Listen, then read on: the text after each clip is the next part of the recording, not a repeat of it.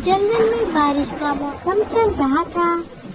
वही मीठी अपने दोनों बच्चों के साथ घोंसले में बैठी थी। बच्चों, रात बहुत हो गई है, अब तुम सो जाओ। मुझे नहीं सोना माँ, मुझे भूख लगी है, मुझे खाना दो। मुझे माफ कर दो मेरी बच्ची, सुबह जैसे ही होगी और बारिश बंद होगी मैं तुम्हारे लिए खाना लेकर आऊंगी।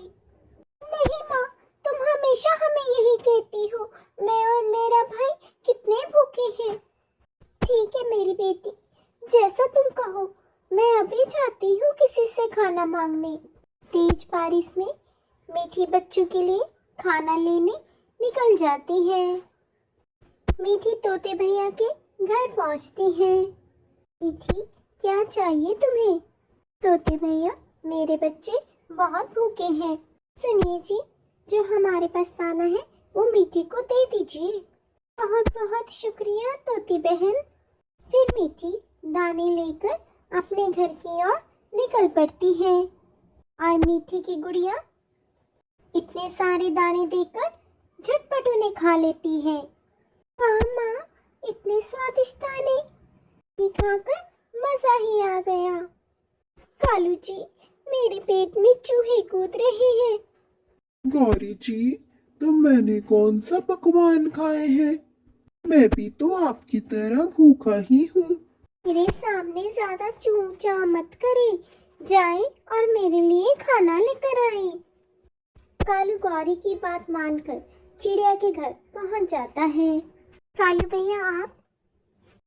हाँ मीठी बहन, दरअसल मेरी गौरी को बहुत भूख लगी है और आप जानती हैं, जब गौरी को भूख लगती है तो वो अपने गुस्से में मुझे भी पीट देती है। अगर आपके पास कुछ दाने हो तो हमें दे दीजिए, क्योंकि इस बरसात के मौसम में जंगल में दाना मिलना मुश्किल ही नहीं, नामुमकिन है। मुझे माफ करना कालू भैया, मेरे घर में भी दाना नहीं है। मैं आज तोते भैया से कुछ दाने लेकर आई थी, जो मेरे बच्चों ने खा लिया। मीठी की बात सुनकर कालू निराश हो जाता है और खाली हाथ अपने घर लौट आता है। वहीं गौरी को तो खाली पेट नींद ही नहीं आ रही थी, इसलिए वो दाना ढूंढने के लिए जंगल में निकल पड़ती है। कालू भी उसके पीछे निकल जाता है। वहीं गौरी रात के अंधेरे में उल्लू के घर पहुंच जाती है, जहां उसे उल्लू की पत्नी का हार नजर आता है, लेकिन उसे चोरी करते उल्लू पकड़ लेते हैं। चोर चोर, पकड़ो पकड़ो मेरा हार। चिल्लाते चिल्लाते वो दोनों गौरी को पकड़ लेते हैं। छोड़ो छोड़ो, मेरी गौरी को छोड़ दो, इससे बहुत बड़ी गलती हो गई, इसे माफ कर दो। कालू और गौरी बड़ी मुश्किल से अपना पीछा छुड़ाकर उल्लुओं से बच निकलते हैं। हाय रे, मार डाला, उन कमबख्त उल्लुओं ने मार मार कर मेरी जान ही निकाल दी। अरे गौरी जी, अगर मैं वक्त पर ना आता तो आज आप मेरे साथ ना होती। वो तो अच्छा हुआ मैं आपके पीछे चल पड़ा, वरना वो आज उल्लू आपकी जान ही ले लेते। तभी दरवाजे पर दस्तक होती है। कालू जी, देखिए वो कमबख्त उल्लू दोनों घर आ गए, मुझे तो बहुत डर लग रहा है।